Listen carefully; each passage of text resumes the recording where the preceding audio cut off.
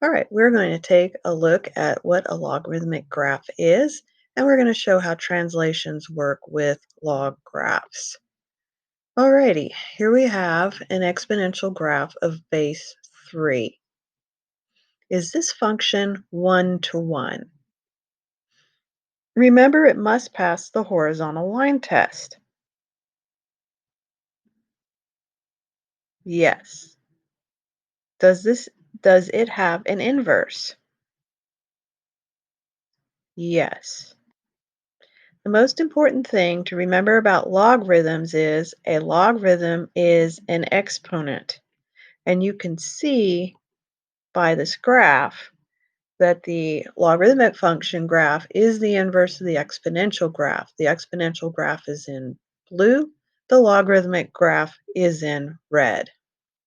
The exponential graph goes through 0, 1 on the y-axis, and the logarithmic graph goes through 1, 0 on the x-axis. For our logarithmic function, what does the domain, range, and asymptotes look like? Notice the domain is 0 to infinity. Notice that the range now is negative infinity to infinity. Notice that you have vertical asymptotes along the x-axis. Everything is opposite, inverted. So let's take a look at, this is the y equals 10 to the x-axis, 10 to an x exponent, but this is the logarithmic function of it. So this is for the log base 10. Notice how shallow the curve is. At 10 on the x-axis, it has only risen to 1 on the y-axis. At 100 on the x-axis, it has only gone to 2 on the y-axis. Then notice how it decreases towards the y-axis. Let's take a look at our reflections. For the graph on the left, the reflection is happening across the x-axis as negative is in front of the log. However, the common point is still 1, 0, so it still has an x-intercept of 1. Okay, please notice also the domain remains at 0 to infinity, and the range is from negative infinity to infinity. On the graph to the right, the reflection is happening across the y-axis, and this is because the function is log negative x. But notice that the function is going through negative 1, 0, and 1, 0, okay?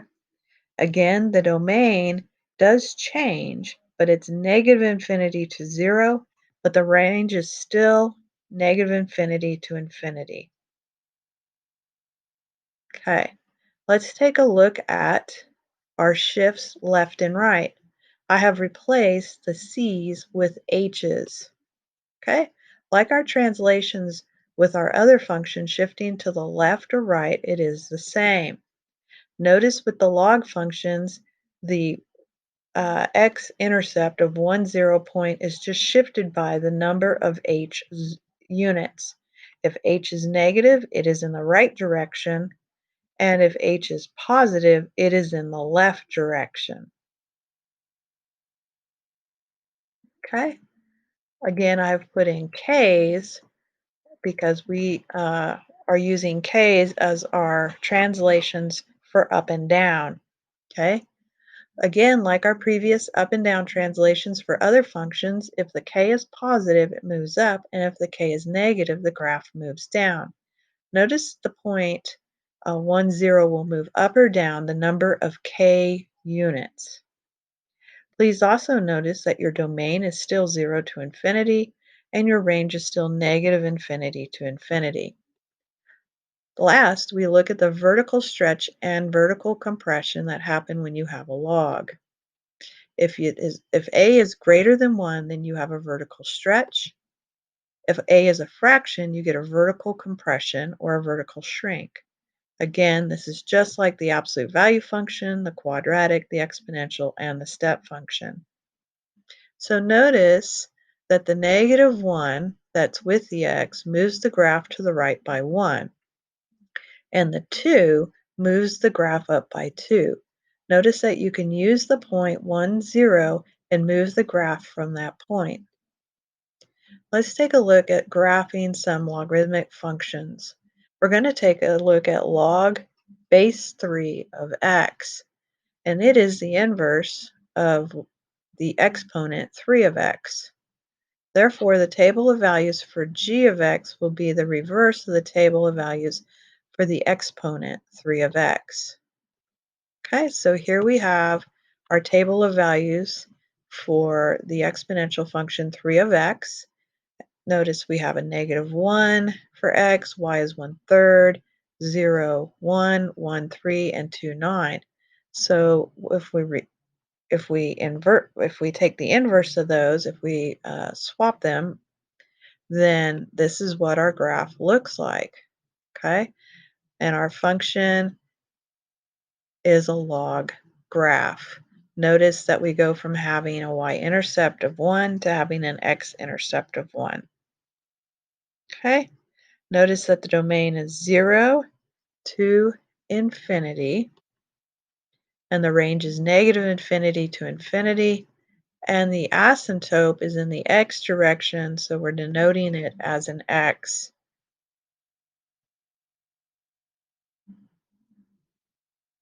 Okay, so this is 0 to infinity.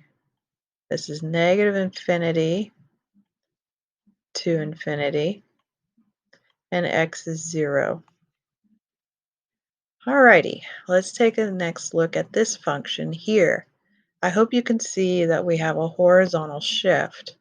So what is the inverse exponential function? Well, it looks like this. We're going to show our tables and see that we're going to do the inverses. Okay, now originally it should have gone through the 1, 0, but it's been moved over 3 to the right, 1, 2, 3. And so that's well done. Notice when that happens that our domain changes as well. It'll start at 3. The range, of course, is still -infinity to infinity. Okay, but notice that the asymptote is x is equal to 3. So with the 3 being in here, then we know that our x-asymptote is 3. All right, let's take a look at this last function. It has a horizontal motion and a vertical motion. Okay, our exponent, the inverse exponential function, looks like this. And here's a table of values. Okay, so not only has this, so if the original function would have been right here, going through 1, 0, but instead it's been moved to the right 1, and then it has been moved up 4. Okay, so that means that our domain now is going from 1 to infinity. Our range, of course, is -infinity to infinity, and our x-asymptote is 1. Okay, now you're going to do an activity with Desmos. You're going to go to desmos.com, and you're going to start with log 2, and you're going to see what the graph looks like. And then you're going to try different bases. Once you're familiar with how the different bases look, then try a translation to the left or a translation to the right. Then you'll add your translations up and down. And last, you're going to look at vertical stretch or vertical compressions. Okay? After experimenting with Desmos app, then you'll be able to do the delta math. The end. Thank you very much for your participation.